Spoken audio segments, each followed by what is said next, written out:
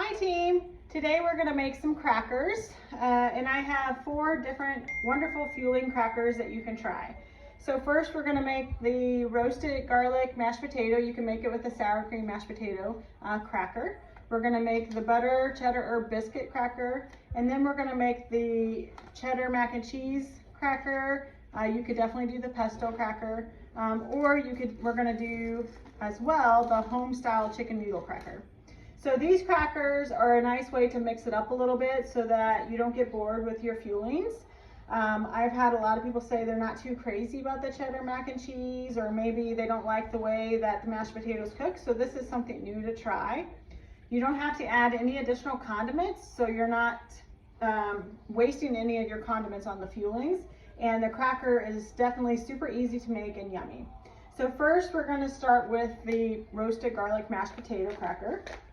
So we're going to open up our cracker, we're going to powder for our cracker, and we're going to pour it into our mixing bowl. With the mashed potatoes, we're going to add 3 tablespoons of water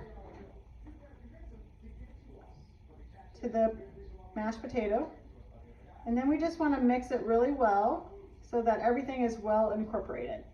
While I'm at this, let me just talk about the mashed potato itself. So I think a lot of people, when they make the mashed potato, they overcook it in the microwave, and that's why they're not very happy with it. If you make the mashed potato and you follow the instructions like it says to add in a half a cup of water and you microwave it for 1 minute.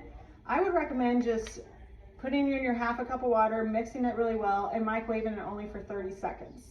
If you take it out and you think it needs to cook a little longer, then do like 15-second increments. But if you do the full minute, it's not going to taste as well because sometimes it overcooks. So that's just about the regular fueling. So back to the cracker, we're going to mix it up really well. And as you can see, it's going to be drier than the mashed potato. Because it's not a half a cup, right? It's only 3 tablespoons. So we're going to mix it up till it's nice and incorporated with my little handy blender mixer here. All right, so we're going to now, we're going to heat our oven to 375 degrees, and then we get a pan with some parchment paper, and then you want some nonstick spray. It can be Pam, it can be canola oil, it can be olive oil, it can be avocado oil, whatever nonstick spray you like to use. I like them all, I just happen to have Pam. And you want to spray a really good layer on your parchment sheet.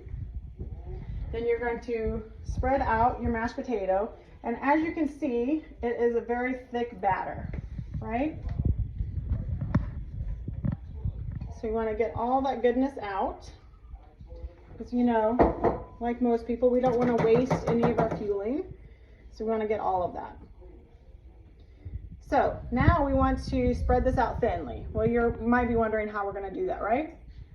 So my trick is I take another piece of parchment paper and I spray that with Pam or nonstick spray really well. And then I just put this on top, and then we're just going to spread it out nice and thin. And you know, you might have to do this a few times to get it perfect, but that's okay. If it sticks to both sides, it's still thinner, and then you flip it over and you bake it on both sides. So now we're going to pull that apart, and because we used the nonstick spray, it came apart really well. And so we're going to just set that to the side, and now we have a very thin potato pancake, I guess you could say. So we're going to put this in the oven at 375 degrees for 10 minutes.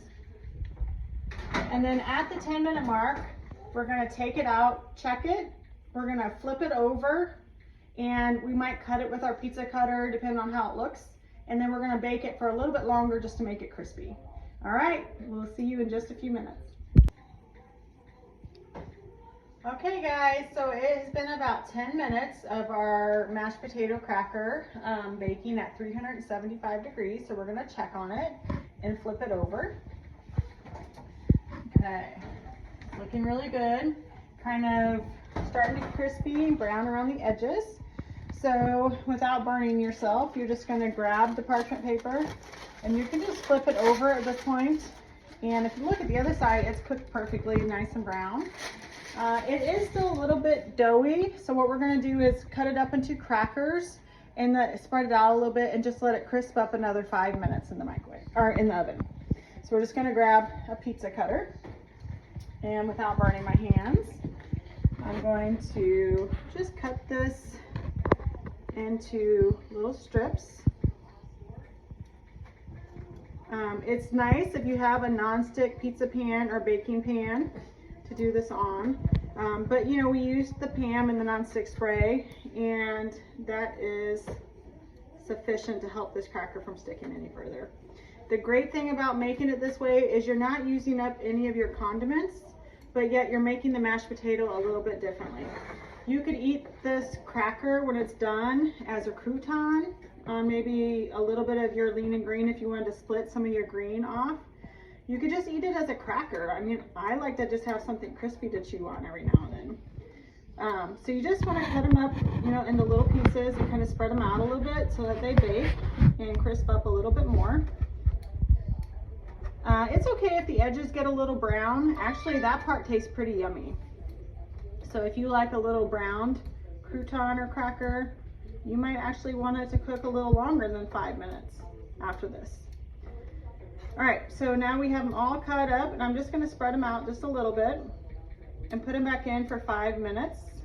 And very soon, you'll see our wonderful, delicious mashed potato cracker.